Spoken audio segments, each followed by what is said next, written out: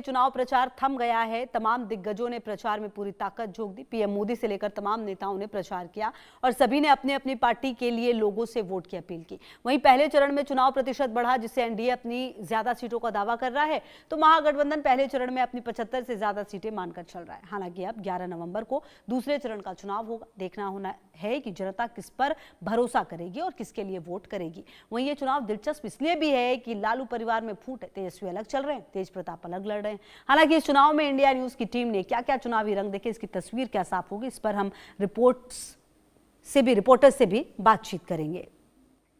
और देखिए शिखा हमारी सहयोगी जुड़ गई हैं, आनंद की भी मौजूदगी है हमारे साथ, हम बातचीत करेंगे। और देखिए सबसे पहले आप ये बात समझिए कि आज चुनाव प्रचार प्रसार का जो दौर था वो खत्म हो गया, जो शोरगुल था वो खत्म हो गया, क्योंकि आज शाम 5 बजे चुनाव प्रचार थम गया है दूसरे और आखिरी चरण के लिए। 20 जिले हैं, 122 सीट है। शिखा की मौजूदगी, आनंद की भी मौजूदगी है और भी रिपोर्टर्स हमारे साथ जुड़ेंगे ग्राउंड जीरो से। शिखा, सबसे पहले आप ही के पास आते हुए, आज का दिन अहम था क्योंकि जो चुनाव प्रचार प्रसार है वो बिल्कुल खत्म हो गया है, शांत हो गया है। अब इंतजार इस बात का है कि क्या बिहार इतिहास रचेगा, क्योंकि जिस तरह से पहले चरण में वोटिंग परसेंटेज गया है आगे, उम्मीद तो यही है कि दूसरा चरण भी कुछ ऐसा ही रहने वाला है।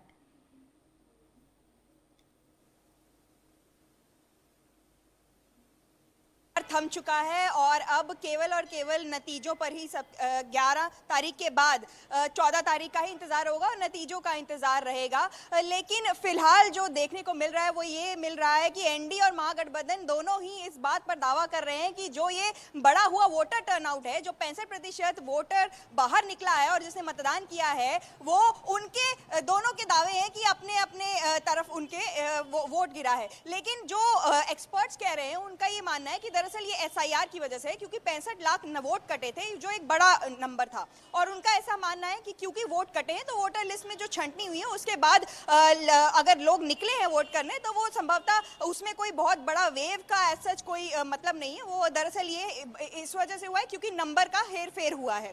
दूसरी बात ये कि क्योंकि महागठबंधन का ये दावा है कि भाई हमने जो है, हमें बदलाव का एक बदलाव नजर आ रहा है जमीनी स्तर पर और इसीलिए लोग बाहर निकले हैं। तो जन सुराज का भी अपना एक दावा है, जो तीसरा मोर्चा एक तरीके से यहाँ पे निकला है बिहार में इस बार, उनका भी ये दावा है कि विंड्स ऑफ चेंज है। लेकिन एनडीए का ये दावा है कि दरअसल ये उनकी पॉपुलैरिटी पर एक मोहर है और जनता ने ये बात अपना मत बताया है ईवीएम पर जाकर के कि एनडीए की सरकार ही दोबारा आएगी। तो तमाम तरीके के जो पक्ष और विपक्ष के जो दावे हैं वो हमें देखने को मिल रहे हैं। लेकिन सच्चाई ये है कि एसआईआर की भी एक बड़ी भूमिका इसमें रही और दूसरी बात ये भी देखने को मिली कि युवा जो नया वोटर है, क्योंकि वो एक बड़ी संख्या में है, उसका भी वोटर लिस्ट में जो नाम जुड़ा उस वजह से भी जो है लोगों में एक उत्साह था, क्योंकि युवा भी चाह रहे थे कि क्योंकि जैसे जॉब्स की बात है, पलायन की बात है, तो उस पर वो बात होनी चाहिए। और ईवीएम पर जाकर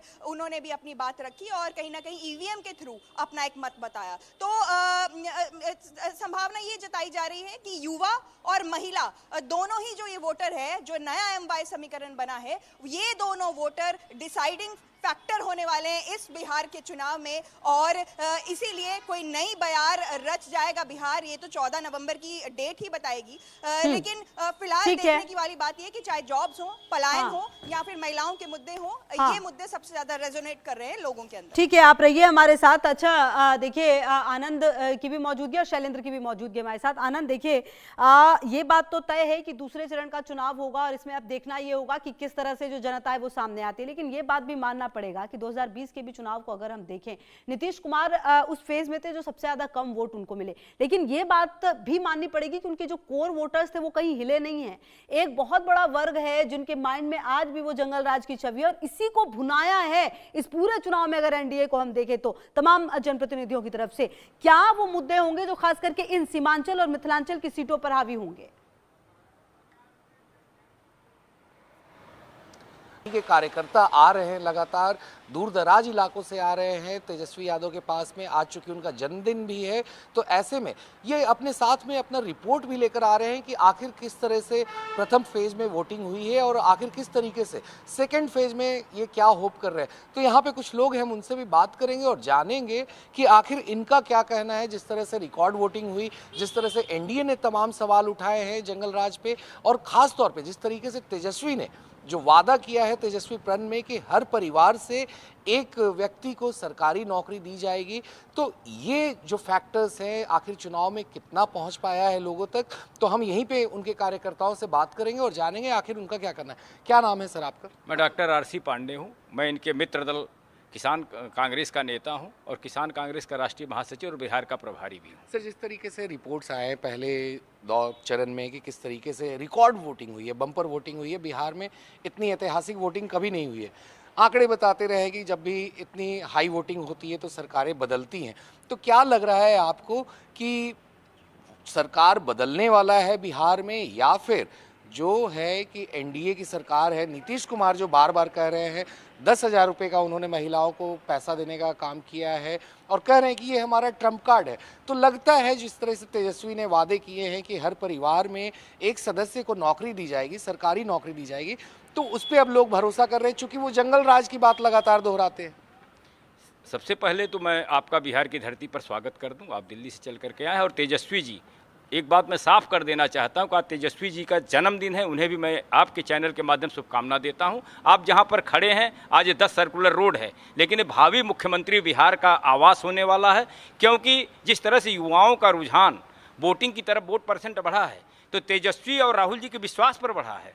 आप ये देख सकते हैं कि तेजस्वी पर इसलिए लोग विश्वास कर रहे हैं क्योंकि इन्होंने नौकरियां दी, जो शिक्षकों की नियुक्ति हुई, इन्होंने जो वादा किया उसे पूरा किया, लेकिन नीतीश जी अपने किसी भी वादे पे पूरा नहीं कर पाए। अब जंगल राज की बात लगातार दोहराते हैं, प्रधानमंत्री आते कहते किस तरीके से मंच पे जो गाने बज रहे हैं, सिक्सर चला देव, 6 गोली मार देव, कट्टा लेके घूमब रंगदार बन जाए, तो ये सारी चीज़ें प्रधानमंत्री आके जो बोलते हैं कि मंच से इस तरह की बातें की जा रही हैं, तो कहीं ना कहीं फिर जंगल राज रिटर्न हो जाएगा अगर तेजस्वी की सरकार आती है, तो महागठबंधन की सरकार आती है बिहार में। प्रधानमंत्री जी कुछ भी बोल सकते हैं, प्रधानमंत्री जी कुछ भी बोल सकते हैं। वो ये शब्द का प्रयोग आज बिहार की धरती पर किए हैं तो अपने ही गठबंधन के मुख्यमंत्री के ऊपर बोल रहे हैं। जंगल राज उनके राज्य में कायम है।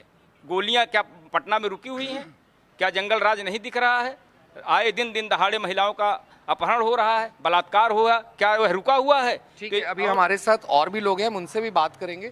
क्या लगता है आपको, तेजस्वी ने जो वादे किए हैं, जिस तरह से नीतीश कुमार लगातार कह रहे हैं कि 10,000 रुपये जो हम देंगे महिलाओं को वो हमारा ट्रम्प कार्ड है और यही महिलाएं हमें फिर से भरोसा देकर जीत दिलाएंगी इस बार के चुनाव में, तो लगता है तेजस्वी मुख्यमंत्री बनने वाले हैं? नहीं, महागठबंधन सरकार बनाने जा रहा है, इनके पास कोई मुद्दा है नहीं, इसलिए ये बात करते हैं जो है कि अच्छा आनंद, आप रहिए हमारे साथ। शैलेंद्र के पास भी जरा चलते हैं। अब आप जहां पर मौजूदगी है आपकी, वहां पर तो महागठबंधन ही होगा। आप रहिए हमारे साथ। शैलेंद्र, देखिए कहीं ना कहीं अपने समर्थक हैं और अपने अपने दावे और वादे हैं। कहीं ना कहीं बिहार की जनता ने इस बार पूरा मन बना लिया है और इस बार जो भी होगा वो ऐतिहासिक होगा। अगर नीतीश सरकार वापस आती है तो भी ऐतिहासिक होगा, और नहीं आती है तो ये भी पता चल जाएगा कि बिहार की जनता ने तय कर लिया है कि इस बार बदलाव करना है।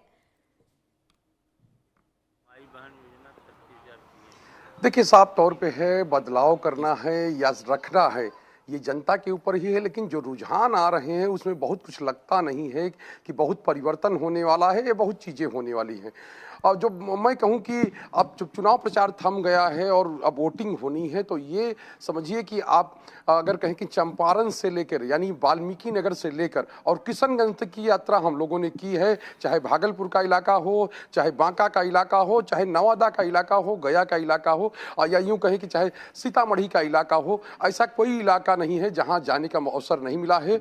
और सभी जगह से एक जो कॉमन फैक्टर उभर कर आ रहा है वो साफ तौर पे ये है कि अगर आप खड़े होकर बात करने लगे सड़कों पर ही लोगों से, जैसे हम तो जो कार्यक्रम करते थे उसमें सड़कों पर खड़े होकर बात करना और किसी को कोई बुलाई हुई भीड़ नहीं, कोई बुलाए हुए लोग नहीं, यानी जो वहाँ पर हैं ये जो कहें कि रैंडम लोग और वो जो लोग मिलते हैं और उनकी जो बात होती है, क्योंकि एक व्यक्ति अगर कह रहा है कि हम रोजगार वाली सरकार चुनेंगे तो 3 व्यक्ति आ जा रहे हैं नहीं हमको स्थिरता चाहिए। और जिस तरह की बात आपने कही कि जंगल राज को लेकर भी बड़ा एक नैरेटिव कहे कि नैरेटिव जो फैलाया गया या नैरेटिव जो है या लोगों के मन में जो है, क्योंकि वो साफ तौर पे है, वो भी देखने को मिलता है। अगर कोई व्यक्ति बगल में बैठकर दावा कर रहा है, बगल में बैठकर बातें कर रहा है, तो तुरंत ही 2 लोग उसको काटने के लिए आ जाते हैं। तो ये पूरी ग्राउंड की स्थिति है, तो उससे समझ में आता है आखिर चीजें आते हैं। चलिए हम आएंगे, अभी फिलहाल उनसे बातचीत भी करेंगे। शैलेंद्र अपनी बात पूरी करिए और उसके बाद मैं शिखा के पास भी वापस आती हूँ।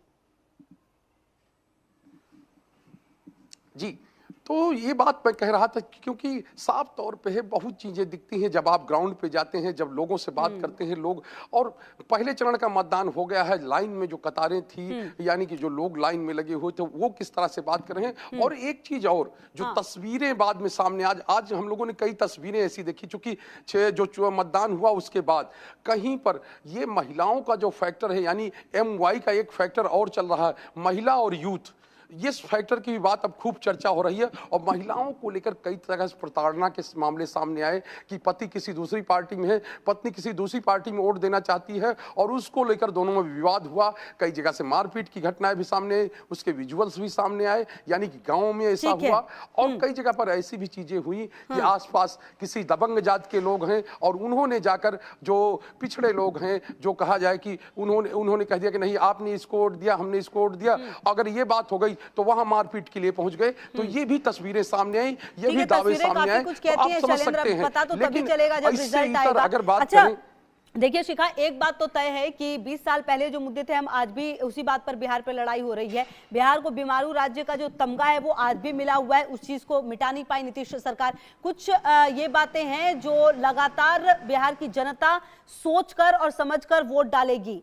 चलिए शिखा से हम बातचीत करेंगे। आनंद, कहीं ना कहीं ये बात तो तय है ना कि जो बीमारू राज्य का तमगा है वो भी राज्य से हटा नहीं है। कानून व्यवस्था की स्थिति पिछले कुछ महीने में जो देखने को मिली, कहीं ना कहीं वो चीजें भी हिट करेगी। लेकिन महिलाओं का एक बहुत बड़ा वर्ग है जो नीतीश के साथ है। आनंद, इस बात से इनकार नहीं किया जा सकता।